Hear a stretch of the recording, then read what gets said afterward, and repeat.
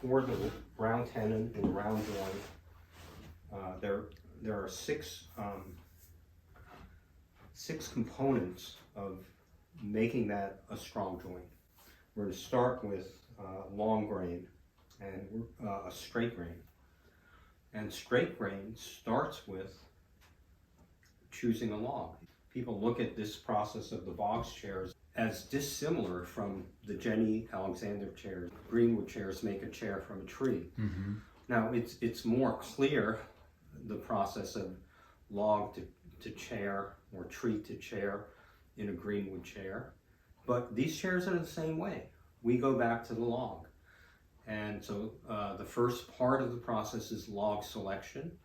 I'm looking for logs that are as straight as possible, as boring as possible. No evidence of large knots, you know, a big, what do they call that, a cat's face. I look at the grain in the bark.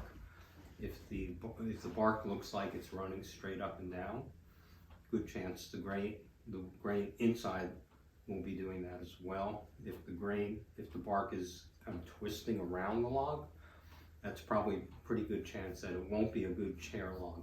Be good for other stuff, but not chairs. So we're looking for really straight logs, boring as possible. So no curly figure, no.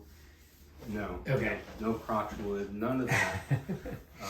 And also as large as possible. For our purposes, I would say the very minimum diameter would be 15 inches, but I would absolutely not go below 15 inches, because you have about 4 inches in the center that's basically unusable, that all that juvenile wood can't use.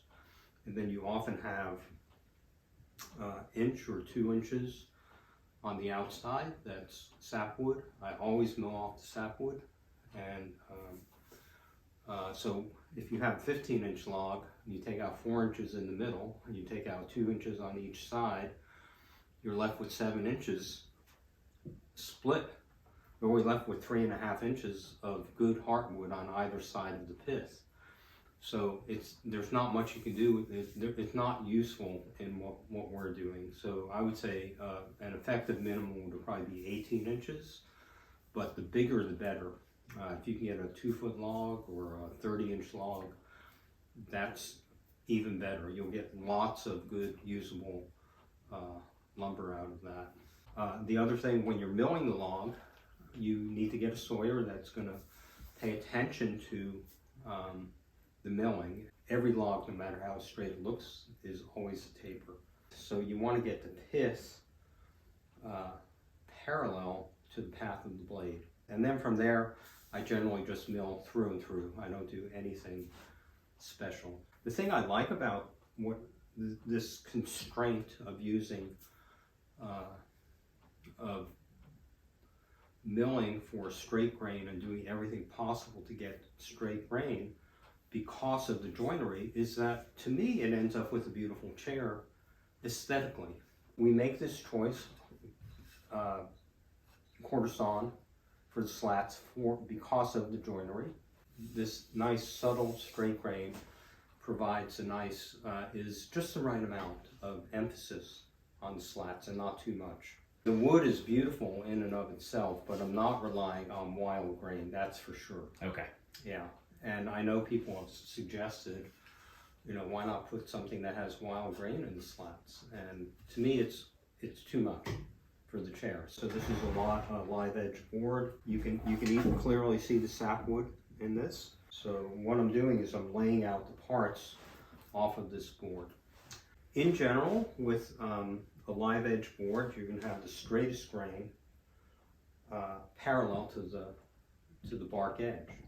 So that's what I'll do. This was the first line I drew. I drew a line here parallel to the bark edge, milling out all of the sapwood, and did another one here. I always mill out the sapwood, mainly because I'm teaching, and when students want cherry, they want that color and not that color. Essentially, you're creating a reference surface with this cut. And then I measure off 3 3/4 inches for an arm blank. And you can see one arm blank here and one arm blank here. I've measured off 2 1/4, 2 1/2 here, 2 1/2 here. And that will give me 2 rungs. And on this side, I only have room for one rung. And you're always left with a wedge shape in the middle, because the boards, no matter how straight they look, are always tapers. So this distance from here to here is 13, and over less than 3 feet, it goes down to 12. And that's very typical of what will happen in any board. And you can, if you can see the grain in the 2 outer pieces, you'll see that the long grain runs nice and parallel to the outside edges of the board, and that's what we want. We want straight long grain. So this is a really good example of how I would cut up a board like this. Same principle, we're going for long, straight grain, straight long grain in the legs as well. Same thing for the slats. So we repeat this process on all parts. If you're buying lumber that's been milled, you don't have a Sawyer that you can go to and buy boards out of a log. The first thing you have to choose is lumber that looks like it has straight grain. That's really important.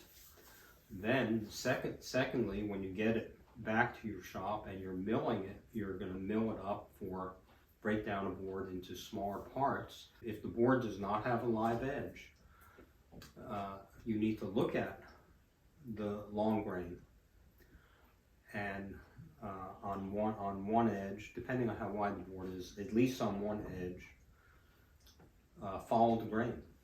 Draw a line that's parallel to the grain. Cut that off however you can do it, and then use that as the reference surface for cutting subsequent part blanks. Again, looking for straight long grain at every step.